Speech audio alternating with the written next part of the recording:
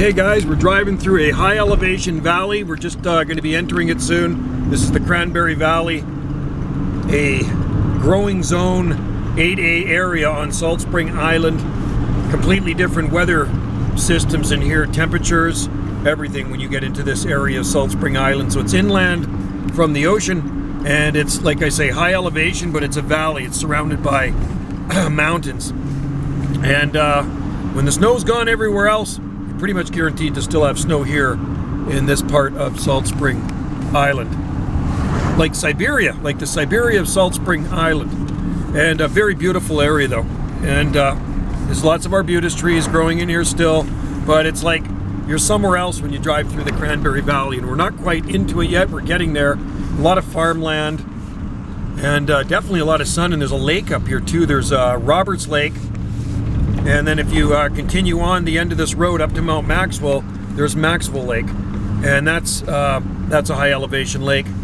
And then on the south end of the island, there's another lake called Spirit Lake, and that's up at another high elevation. That one freezes in the winter. You can go out there and play hockey, go skating out there, whatever you want to do on the ice.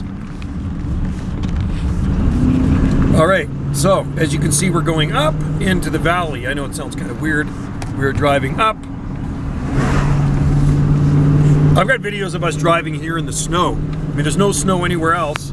And then you get into here. Well, there's snow in other parts of Salt Spring, but most areas not. And certainly not our area, but you can see we're still on the rise here.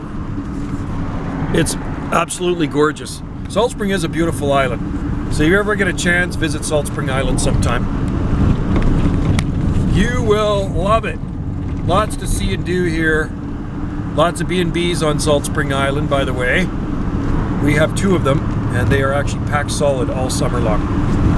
People from Alberta in both of them right now, and they're loving Salt Spring. So you see we're still rising in elevation, even though we're in a valley. And now you know why it gets so cold in here. I remember being here one March at the Avery years ago. It was back in the 90s. And I came on my lunch break. It was a beautiful day in Ganges where I was working, and it was late March, and a freaking snowstorm came out of nowhere. I kid you not, it started snowing for a short time. These big black clouds came over, and it just started. It was almost like blizzarding, but not a real blizzard, of course, but lots of snow coming down. And I don't know how long it lasted, because I actually had to get back to where I had to get back to work. I was just on my lunch break. But I came up here and it snowed for the short time I was up here. It was just weird. And you get back out of the valley, beautiful, sunny, and almost, well, spring-like, right? So that was at the end of March one time. So we're driving. You're gonna see the, you're gonna see what it looks like through here. It's just absolutely beautiful. There we go. Look at that. Isn't that a country road if I've ever seen one, huh? Beautiful. And there's a lake. There's a lake over there. Remember, they're excavating in there, but there's a lake over there. I do love this drive. Just to ride my motorbike up here, but it can only go so far before it turns into gravel, right? It turns into a gravel road. And then you head up to Mount Maxwell. So check this out sometime when you're in here, folks. You're on Salt Spring Island. Come into the Cranberry Valley. All right? This is the way to Mount Maxwell, right up that road. Like just beyond that sign, you see the yellow sign in the distance? It is, it's gravel. All right, folks.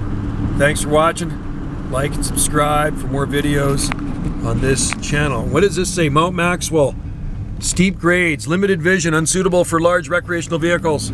Yeah, the road's pretty sketchy up there. Little cars aren't going to make it up there either. And then it turns to gravel. Cheers.